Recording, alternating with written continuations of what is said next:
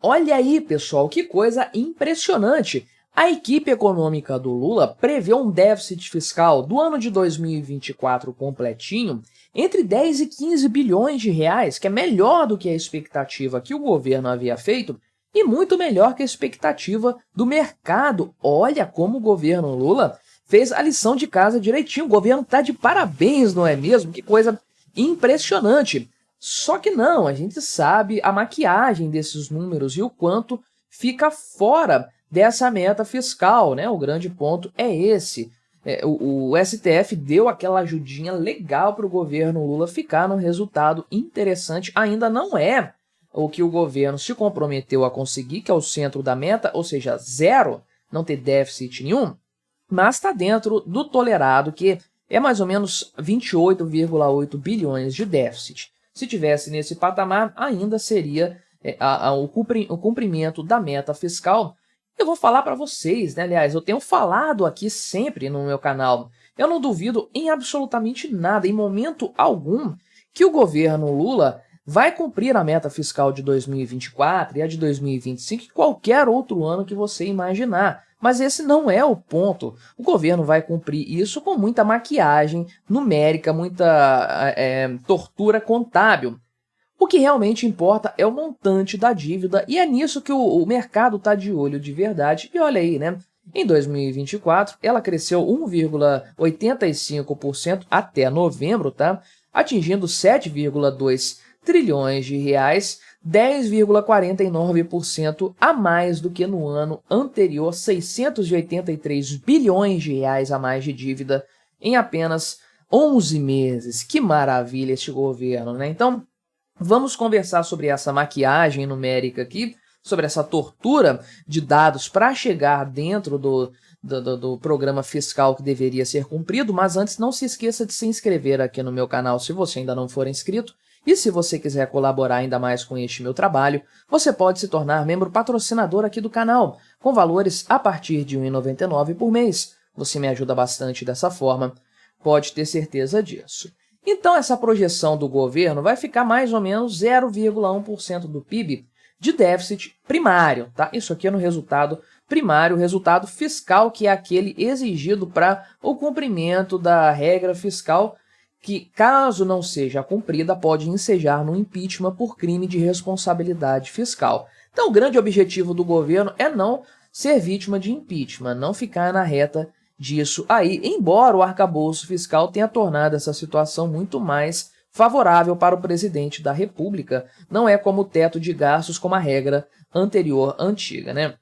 Então, tudo bem que esse cálculo é da equipe econômica do governo, mas como já está terminando o ano e como isso aqui em breve já vai aparecer o resultado consolidado, é bem provável que eles estejam mirando num resultado mesmo bastante factível.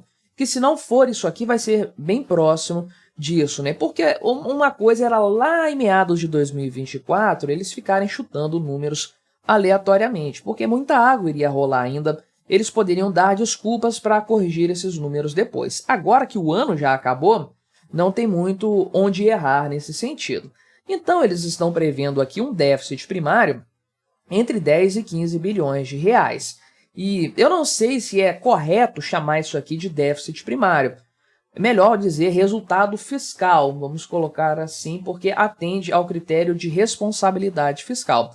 Porque o que significa déficit primário é uma coisa bastante simples, que é o governo ficar devendo dinheiro depois de fazer toda a contabilização ali de receitas e despesas e antes de pagar os juros da dívida, o serviço da dívida. Esse é o resultado primário. Positivo, negativo ou equilibrado, ele é medido antes de pagar os juros da dívida. Então, o que fica de fora é o serviço da dívida pública, todo o restante é contabilizado para se chegar no resultado primário. E, na verdade, não, esses 10 a 15 bilhões negativos que o governo Lula apurou não leva em conta tudo menos os juros da dívida. Ficou muita coisa de fora nessa brincadeira aí, como já era previsto, inclusive. O arcabouço fiscal admite aqui até 28,8 bilhões de reais, provavelmente é mais do que isso, porque é 0,25% do PIB daquele ano, e o PIB, a perspectiva do PIB foi crescendo. Esses 28,8 estão sendo falados desde o início do ano. Então, provavelmente isso aqui não vai ser, o limite vai ser maior do que isso, inclusive, né?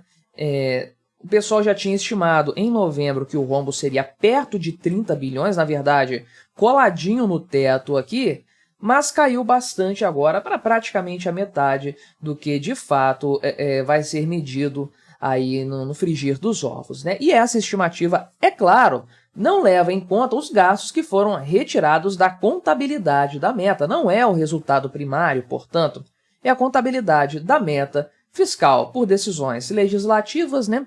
O Congresso Nacional deu aquela facilitada para o Lula e também o STF, é claro. E aí a gente coloca nesse balaio, né, o combate às enchentes do Rio Grande do Sul e às queimadas em todo o Brasil, né?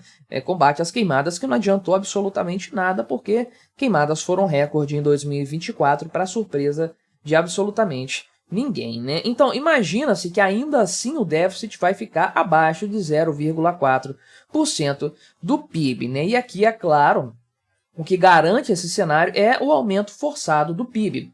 É o governo gastando e expandindo o fiscal para aumentar o PIB e reduzir o valor aqui, né? Ou aumentar, na verdade, o valor do déficit permitido e reduzir a relação dívida-PIB também, que é algo importante para o governo, um indicador muito visto pelo mercado.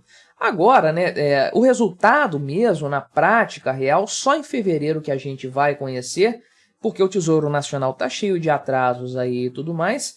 O Banco Central deve publicar antes o seu próprio resultado, que geralmente é colocado como sendo a prévia do resultado fiscal oficial, né?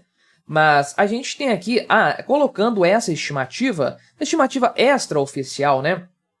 A gente vê que dívida e déficit público é o normal no Brasil, é o padrão.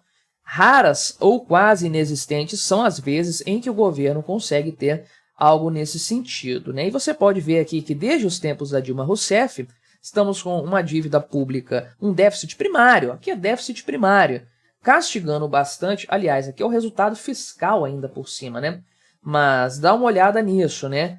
0,4% do PIB, 2% do PIB, quase 3% do PIB no terror que foi 2016, mas isso começa a cair lá em 2017 após o teto de gastos. Você pode ver que a gente vem numa trajetória de queda desse indicador aqui, interrompida por 2020 na pandemia, mas só 2020, veja que 2021 foi ano de pandemia, mas está seguindo aqui a tendência de queda, conforme você pode ver, né? É um ano completamente atípico, é claro, infelizmente, porque isso aqui elevou demais a base monetária, causou muita inflação, mas já em 2022, o Bolsonaro conseguiu entregar um resultado primário positivo, né?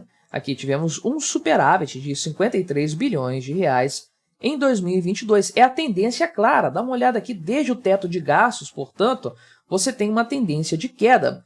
Se você fizer uma estimativa de quanto que seria em 2020, provavelmente seria por aqui, né? Seria 1%, 0,8% provavelmente, né? Do PIB. Isso foi caindo até se tornar positivo aqui. Aí o Lula assumiu o governo. E olha só, 2023, com a permissão do Congresso, com sua PEC da transição e a permissão do STF pela questão dos precatórios, colocou esse patamar de dívida aqui de déficit, 240 praticamente bilhões de reais, 2,1% do PIB. Claro que uma queda considerável de um ano para o outro, mas é um índice aqui bastante forçado. Seria muito pior e, é claro, né, seria incomparavelmente superior ao governo Bolsonaro, no sentido do déficit, né, piorando muito o que o Bolsonaro conseguiu entregar lá, que é algo bastante interessante de ser mensurado. O pessoal aqui da esquerda fala que não, né? Isso aqui é um efeito do arcabouço fiscal para segurar o crescimento das despesas. Caramba, o teto de gastos fazia isso muito melhor. Tá aqui o resultado, a dívida foi caindo até ter superávit. Então isso aqui é um grande engodo no final das contas, e principalmente quando você olha para o indicador que o mercado leva em consideração, que é o montante da dívida pública. Olhando a dívida pública federal sem levar em consideração estados e municípios, tivemos um crescimento de 10,49% até novembro, tá? Isso aqui é até novembro, em comparação com dezembro de 2023. Então, em 11 meses, está dando quase 1% de crescimento da dívida a cada mês. É algo descontrolado, mas descontroladíssimo. Essa é a verdade. Atingindo aqui, né, cresceu 683 bilhões de reais até novembro, então você pode colocar aí 68 para 9 meses, né? Isso aqui vai dar mais ou menos uns 70 e poucos bilhões de reais. Pode colocar uns 750 no final desse ano de 2024 mesmo, né? Então, é um crescimento que elevou a dívida para 7,2 trilhões de reais, uma montanha de dinheiro, é claro, que faz com que o totalizador da dívida bruta atinja aqui 77,7%, que é um número bastante perigoso, essa é a verdade, sendo que há uma estimativa de que essa dívida chegue a 82% lá em 2027, que para mim é uma estimativa ainda conservadora. Tem potencial para ser pior que isso, sem dúvida alguma, né? Então, isso aqui é o que realmente o mercado observa, é um déficit nominal, um déficit realista de 1 trilhão numa janela de 12 meses que o governo tem por 5 ou 6 meses seguidos mantido, uma coisa insana. A cada movimento que você faz da janela, você pega a janela de 12 meses, aqui está 1 trilhão de aumento da dívida pública. Você desloca ela mais um mês para frente, continua 1 trilhão.